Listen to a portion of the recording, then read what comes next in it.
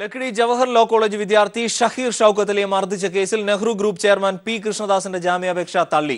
Vadakkanchery magistrate കോടതിയാണ് കൃഷ്ണദാസ് ഉൾപ്പെടെ 3 പ്രതികൾക്ക് ജാമ്യം നിഷേധിച്ചത്. കേസിലെ 6ാം പ്രതി സുകുമാരന് കോടതി ജാമ്യം അനുവദിച്ചു. റിമാൻഡിൽ കഴിയുന്ന കൃഷ്ണദാസിനെ കസ്റ്റഡിയിൽ വിട്ടു നൽകണമെന്നാവശ്യപ്പെട്ട് പോലീസ് നൽകിയ അപേക്ഷ കോടതി നാളെ പരിഗണിക്കും. അതേസമയം കൃഷ്ണദാസിനെ അറസ്റ്റ് ചെയ്തതിൽ പ്രതിഷേധിച്ച സമരം ചെയ്യുന്ന മാനേജ്മെന്റുകളുടെ നടപടിക്കെതിരെ ഡിവൈഎഫ്ഐ മാർച്ച് നടത്തി. പാലക്കാട് ലക്കിടി ജവഹർ ലോ കോളേജ് വിദ്യാർത്ഥി ഷഹീർ ഷൌക്കത്ത് അലിയെ മർദ്ദിച്ച കേസിൽ റിമാൻഡിലായ നെഹ്റു ഗ്രൂപ്പ് ചെയർമാൻ പി കൃഷ്ണദാസിന് വടക്കാഞ്ചേരി മജിസ്ട്രേറ്റ് കോടതി ജാമ്യം നിഷേധിച്ചു. കൃഷ്ണദാസിന് പുറമെ ലക്കിടി കോളേജ് PRO വത്സലകുമാർ, കായികാധ്യാപകൻ ഗോവിന്ദൻകുട്ടി എന്നിവരുടെ ജാമ്യാപേക്ഷയും കോടതി തള്ളി.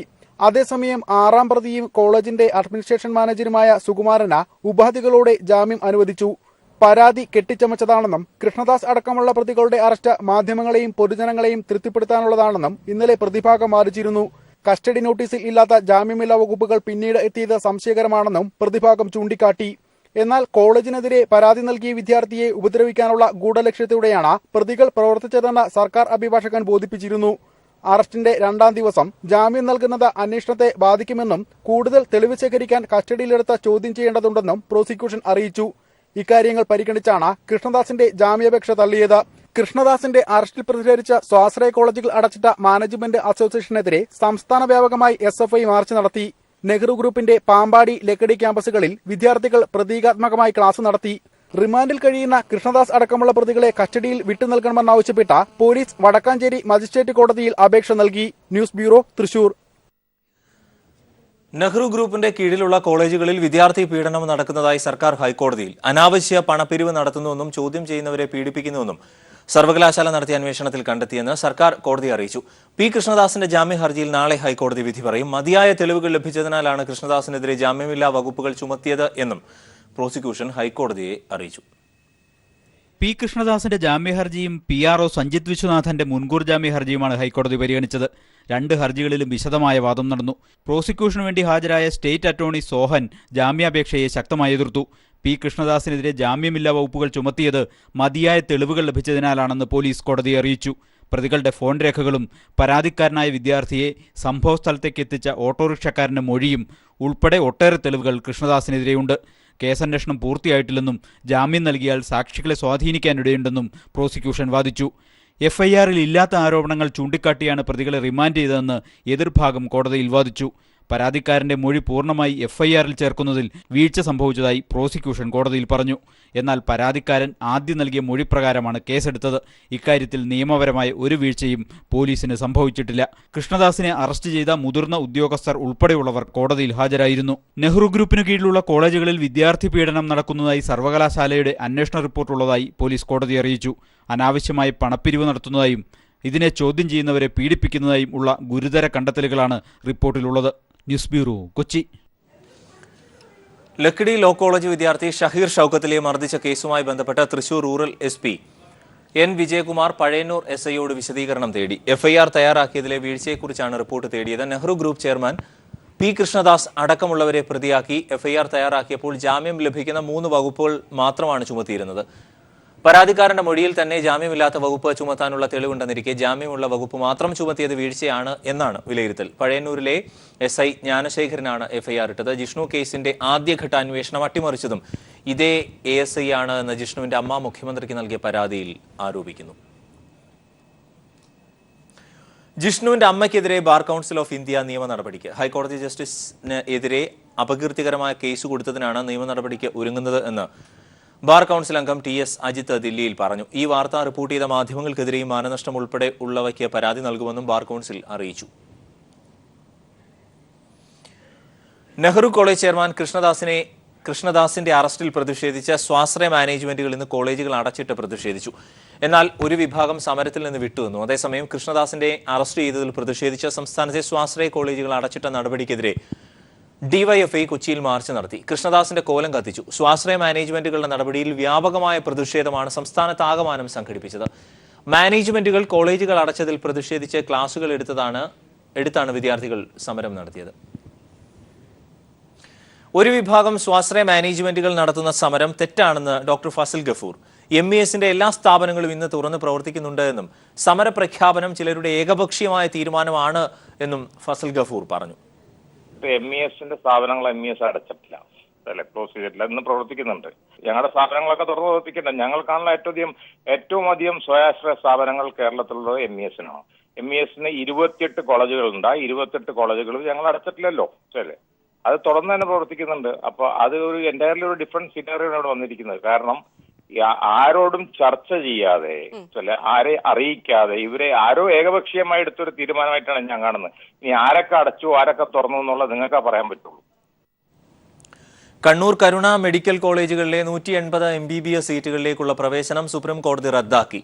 കണ്ണൂരിലെ 150 കരുണയിലെ 30 സീറ്റുകളുമാണ് റദ്ദാക്കിയത്. ഇരു കോളേജുകളും സമർപ്പിച്ച രേഖകൾ കൃത്രിമമാണ് എന്ന് ചൂണ്ടിക്കാട്ടി കോടതി ഇക്കാര്യത്തിൽ കോളേജുകൾക്കെതിരെ കേസെടുക്കേണ്ടതുണ്ട് എന്നും വ്യക്തമാക്കി. ഉത്തരവിന്റെ പശ്ചാത്തലത്തിൽ ഈ അധ്യയന വർഷം 180 സീറ്റുകൾ ഒഴിഞ്ഞുകിടക്കും. പ്രവേശന നടപടികൾ അട്ടിമറിച്ചാണ് ഇരു കോളേജുകളിലും പ്രവേശനം നടത്തിയത് എന്ന് ജസ്റ്റിസ് ജെയിംസ് കമ്മിറ്റി കണ്ടെത്തിയിരുന്നു. AKG ദിനാചരണത്തിന്റെ ഭാഗമായി കണ്ണൂർ പെരളശ്ശേരിയിൽ ഇപ്പോൾ മുഖ്യമന്ത്രി സംസാരിക്കുകയാണ്.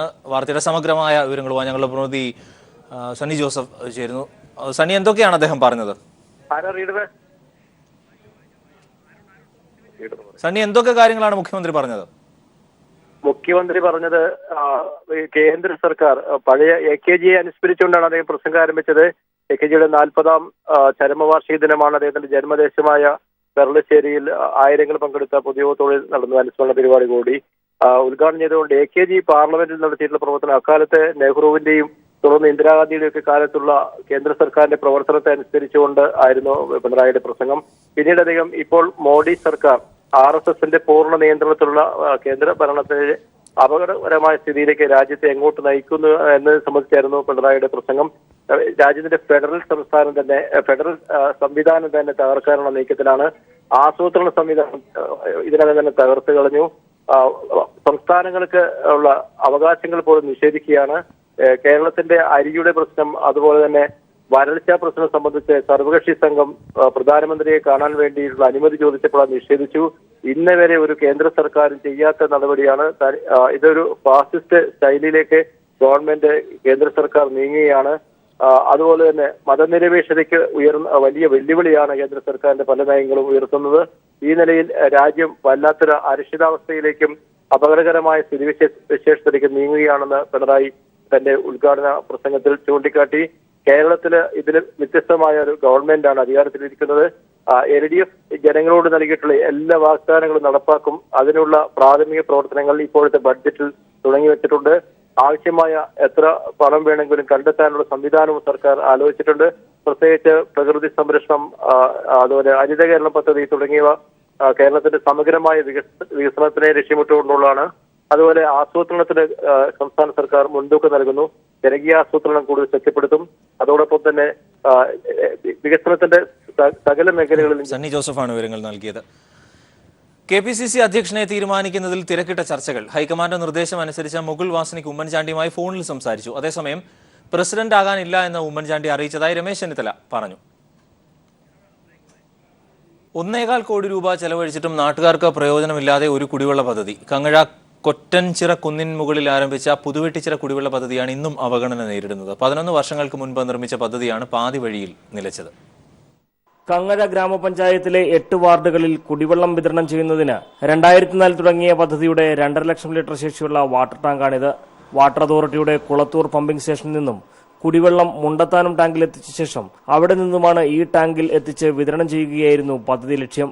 എന്നാൽ മുണ്ടത്താനത്തിനും ഇടയപ്പാറയ്ക്കുമിടയിൽ പൈപ്പ് ലൈൻ സ്ഥാപിക്കാതെ കൊല്ലം സ്വദേശിയായ കരാറുകാരൻ ജോലികൾ ഉപേക്ഷിച്ചതോടെ പദ്ധതി നിലക്കുകയായിരുന്നു. പിന്നീട് വന്ന UDF സർക്കാരും പദ്ധതിയെ പൂർണ്ണമായും അവഗണിച്ചു. പഞ്ചായത്തിലെ 4000-ഓളം കുടുംബങ്ങളുടെ കുടിവെള്ള പ്രശ്നത്തിന് ഈ പദ്ധതി പ്രവർത്തനം തുടങ്ങിയാൽ പരിഹാരമാകും.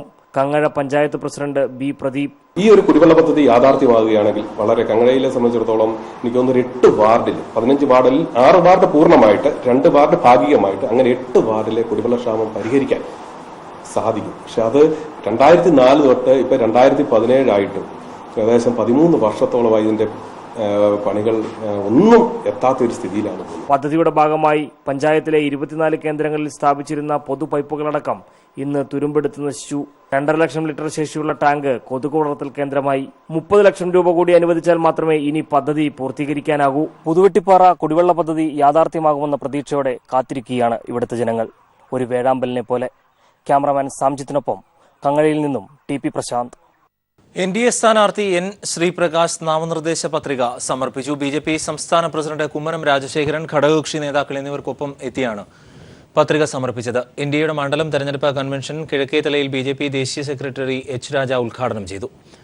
O Rajagopal MLA, CK Padmanabhan, PK Krishnadas, PS Sreedharan Pillai തുടങ്ങിയവരും ഘടകകക്ഷികളും പ്രതിനിധികളും കൺവെൻഷനിൽ സംസാരിച്ചു.